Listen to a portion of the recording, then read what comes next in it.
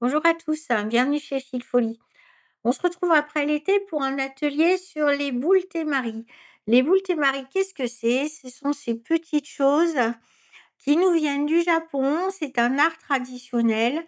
Ce sont en fait les mamans qui brodent des balles, à l'intérieur desquelles il y a de la balle de riz, donc l'écorce, la cosse du riz, enveloppée dans du papier fin, du tissu fin, et elles le brodent pour leurs enfants elles leur offrent au nouvel an avec un petit mot à l'intérieur et c'est censé leur porter bonheur. C'est une tradition qui a toujours cours aujourd'hui, même si elle est un petit peu moins, présente dans les foyers que, il y a quelques dizaines d'années. En fait, c'est une activité qui est très agréable et je voulais vous la partager. Donc on va, dans cet atelier, apprendre les points de base. Ça se découpera en plusieurs parties pour que ça ne soit pas trop long. Chaque point fera l'objet d'une vidéo séparée. Aujourd'hui, on va faire, le point de chausson. Je vous ai préparé un modèle pour que vous appreniez justement les différents points. Donc le point de chausson, c'est celui-ci. Ensuite, on verra le point de carré, le point de pin qui est un point très simple et on terminera par le point de rose. Et à la fin, vous aurez une balle comme ça qui sera bien sûr des 2 côtés, ce qui est pas le cas actuellement. Pour le matériel, pour les balles Témara, on a besoin d'une balle bien sûr, donc soit on la fabrique à partir de balles de riz, de papier, on enroule avec du fil très fin, vous voyez comme c'est fait là, il y a du fil très, très fin. Ici, on va utiliser une balle qui existe, toute prête, que je vous propose, justement sur la boutique pour faciliter l'accès à, cette activité et en plus, les balles doivent être subdivisées. Pour, travailler, on a besoin de faire des subdivisions. Donc ici, c'est une subdivision en 8 tranches. En fait, on coupe la balle en 8 tranches. Là, les subdivisions sont déjà faites. Je vous ferai probablement une autre vidéo pour, expliquer comment faire les subdivisions quand on n'a pas de subdivision. Il existe des subdivisions en 16, il existe des subdivisions différentes, combinées. Vous voyez, dans cette balle, on est, sur des subdivisions bien plus importantes. Il y en avait beaucoup plus, on voit les fils. Il y en a beaucoup plus que nos 8 qui sont là. Donc le principe, c'est qu'on va utiliser ces fils pour broder autour, dessus, dessous et croiser nos fils par-dessus la balle. Sur les fils justement, on utilise, en principe, enfin fréquemment du fil à sachiko parce qu'il est solide et il est robuste. On a, du fil ici, moi j'ai utilisé, des fils à sachiko fins que j'ai teints dans des couleurs qui pouvaient se marier avec ma balle rouge. C'est une balle rouge parce que vous allez pouvoir bien voir ce que je vous montre, mais sinon on peut avoir des teintes, beaucoup plus acidulées comme celle-ci qui est faite sur, une base de balle blanche. On a aussi des bases de balles noires et bien sûr quand on les fabrique, on a, la base de balle, la couleur de base de balle qu'on veut étant donné qu'on va choisir nous-mêmes et le tissu qui enroule et le fil qu'on va passer, par-dessus. Là, on est sur du rouge pour que ça soit vif et net et du fil à sachiko. Il existe également du fil qui est dédié aux boules Témari, c'est celui-ci qu'on voit là. C'est un fil qui est fait par Fujix et qui est, prévu pour, très bien glisser à l'intérieur. Alors sa caractéristique, c'est qu'il est brillant, il glisse très bien, il donne vraiment un bel effet. On peut aussi l'utiliser pour d'autres, broderies décoratives. Son inconvénient, c'est que quand on démarre, en fait, il glisse un peu beaucoup et parfois, hop, il sort de la balle. Donc, à manipuler selon, votre facilité à utiliser. Mais vous voyez là, quand on travaille sur 2 types de fils, mat, et brillant, c'est vrai que c'est sympa d'avoir ces deux types de couleurs. Là, c'est le brillant aussi et là, quand on a l'effet papillon, on a, les 2 brillants et c'est vrai que c'est un fil qui est intéressant. Ici donc du fil sachiko et enfin une aiguille. Donc ça, c'est important, une aiguille qui est, longue. Celle-ci, elle fait 6 cm et demi, robuste, hein, épaisse, vous voyez, avec un grand chat. Il y a des aiguilles donc spéciales Témari, et on peut utiliser des aiguilles à coguine qui ont la même caractéristique ou toute autre aiguille qui répondra à ces conditions-là, c'est-à-dire longue, robuste, avec un grand chat. Voilà, je crois qu'on s'est, tout dit. On n'a plus, qu'à, commencer ce premier point pour cette première partie d'atelier, donc le point de chausson. Ce qu'on va faire là, c'est qu'on va donc faire le pendant, on va faire le symétrique. J'ai brodé la partie une des moitiés, on va faire donc l'autre moitié, nous, celle qui n'est pas encore brodée et on va commencer par ce point de chausson. Donc le point de chausson, on va commencer là où il y a rien du tout. Vous voyez? On va commencer par le bas et on va monter progressivement nos petits points. En balle, Témari, en broderie sur balle Témari, on ne fait pas de nœud. En fait, on va simplement rentrer, le fil, 3-4 centimètres plus loin que où on veut sortir et il va se coincer à l'intérieur de la balle, donc ça va suffire. Donc là, c'est ce qu'on va faire. On va rentrer, pardon, un petit peu plus loin et on va sortir, hop, juste là. Voilà. Alors vous voyez, effectivement, on a besoin d'une aiguille qui est quand même solide parce qu'elle va passer loin, elle passe à l'intérieur et il faut qu'elle soit longue. Donc moi, je sors toujours à gauche du fil de, subdivision pour le point de chausson et je tire mon fil et vous voyez que là, il va rentrer à l'intérieur et donc il est dans la balle et maintenant, à force de broder, ça posera plus de problème parce qu'il va rester coincé. Donc tout le jeu, de la broderie sur Baltemari, c'est de, broder autour des fils de subdivision en coinçant le fil avec lequel on brode autour de ces fils de subdivision. Donc là, nous, on va repartir par là, hein, on va faire le pendant et donc on va passer en dessous de tous nos fils, celui qu'on vient de broder et le fil de subdivision, comme ça. On n'a pas besoin de rentrer très loin, on peut juste, passer, qu'on sente que ça accroche un petit peu. Vous allez sentir, en fait. On tient avec l'autre main, c'est intéressant, c'est important. Et voilà et j'ai fait mon premier point. Vous voyez quand je tire, alors pas comme une brute, mais quand je tire, il sort pas en fait, hein. Et donc là, je vais commencer mon mon 1er rang. Donc je vais faire le pendant avec celui-ci et pour faire le pendant avec celui-ci et me retrouver aussi, hop, là, à cet endroit-là, il faut donc que j'ai la même distance du ce qu'on appelle le pôle nord ou le pôle sud du pôle à ici ou bien la même distance d'ici à ici. Donc moi, je vais quand même mesurer cette distance, hem, là, je préfère celle-ci, là à là, pour être exactement symétrique sur mon point de chausson. Donc je vais prendre un mètre ruban, je vais mesurer, hop, voilà, j'ai 2,5. On peut prendre des petits bouts de papier et les déplacer autour d'une épingle qu'on plante sur, le pôle ou les jonctions et comme ça on déplace notre petit papier tout autour. Mais là, en l'occurrence, ça marche aussi bien avec le mètre ruban. Donc là, je me mets à 2,5. Vous voyez? Je mets mon fil à la sortie de mon mètre ruban, je le bloque, j'enlève mon mètre ruban et donc je vais de la même manière passer sous mon fil et sous mon fil de jonction. Hop. Et une fois que j'ai fait ça, mon fil est bien accroché. On peut vérifier si on veut qu'on est bien à 2,5 pour vérifier qu'on n'a pas fait de bêtises.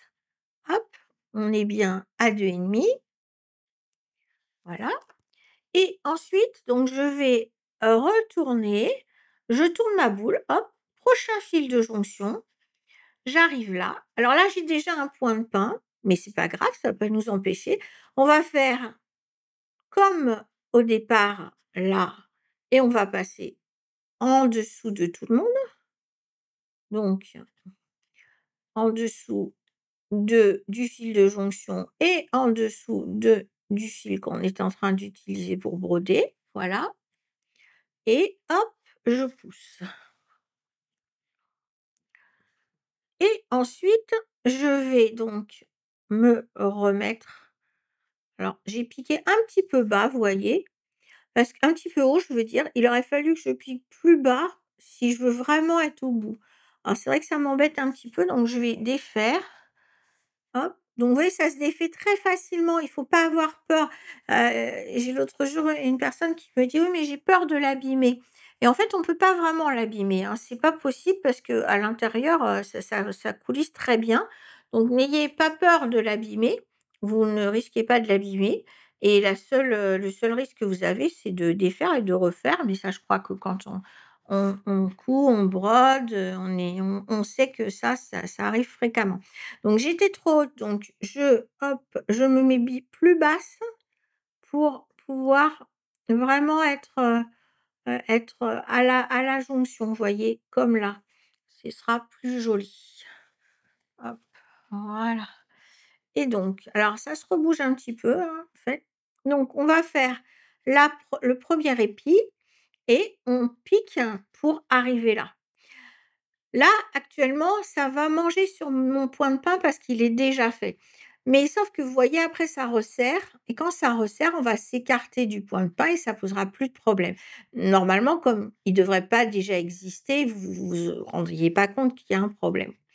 Donc là, j'arrive juste là, donc le symétrique de là et pareil, je passe en dessous, hop, tout le monde et je tire. Voilà.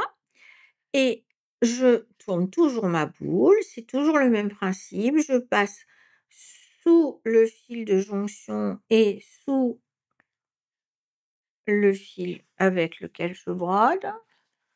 Je remonte, j'arrive là, je passe en dessous. Hop, vous voyez, vous pouvez appuyer un petit peu avec le pouce pour sentir elle est bien rentrée dedans l'aiguille, elle a bien pénétré à l'intérieur pour que ça soit fixé. Je tourne. Donc vous avez compris le principe. Une fois qu'on va avoir fait un tour, on va pouvoir voir comment on fait le tour suivant, le point suivant, parce que forcément, ça va pas être tout à fait pareil. Alors là, on se retrouve de nouveau avec, le même, hem, il faut que je revérifie mes 2,5. Hop, tac, là, hop et voilà, et je passe en dessous.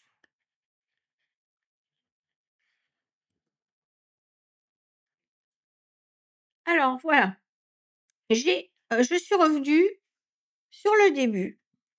Donc, comment on va faire? Eh bien, on va passer encore une fois tout en dessous et on va ressortir juste au-dessus du précédent.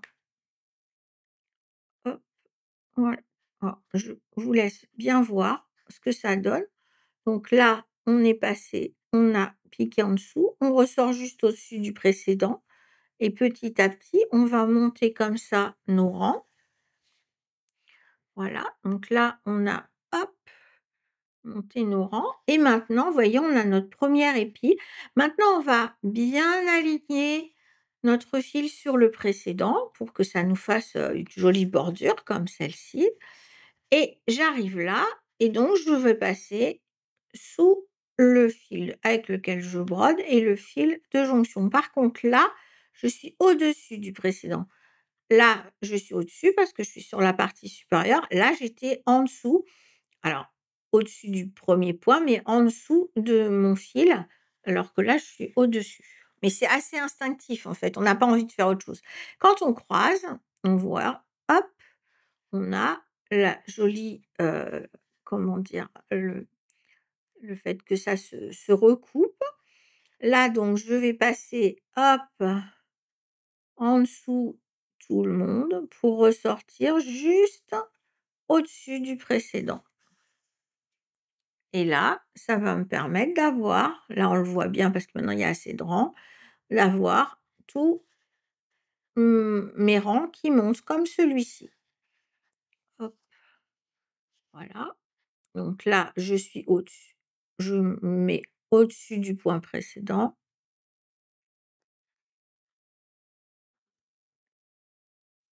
Voilà. Donc l'important, c'est de bien aligner, de bien mettre parallèles nos fils pour qu'on ait cet effet de tissage. Sinon, on ne l'aura pas. Mmh. Hop, je repasse sous tous les fils et juste au-dessus, là on voit bien, juste au-dessus du précédent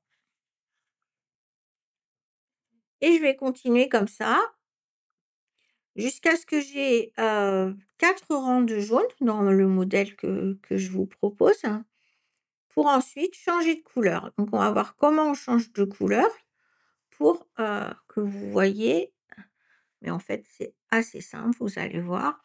On va arrêter le fil et on va changer de couleur. Donc 4 rangs, c'est parti.